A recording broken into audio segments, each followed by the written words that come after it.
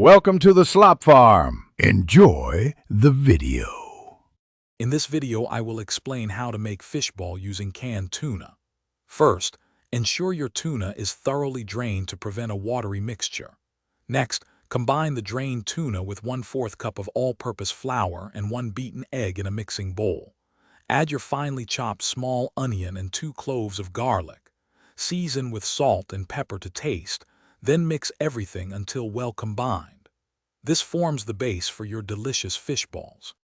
Now that your mixture is ready, it's time to form the fish balls. Take small portions of the mixture and roll them gently between your palms to create uniform balls, aiming for about 1 inch in diameter. Consistency and size helps them cook evenly. Once formed, arrange them on a plate lined with parchment paper.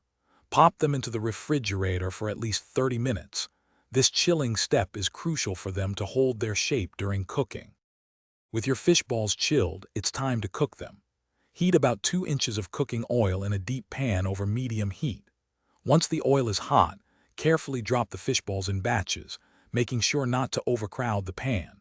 Fry them for about 3 to 5 minutes, or until they are golden brown and cooked through. Remove them with a slotted spoon and drain excess oil on paper towels. Serve these delightful fish balls hot with a sweet chili or soy vinegar dipping sauce. Here are a few extra tips to enhance your tuna fish balls. For those who enjoy a bit of heat, consider adding a pinch of chili flakes to the mixture for a spicy kick. These fish balls are also great for meal prepping. You can freeze them for up to 3 months in an airtight container, ready to be cooked whenever you crave them.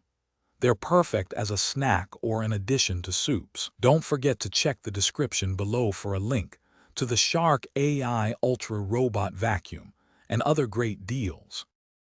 Thanks for watching. Consider subscribing if we helped you today.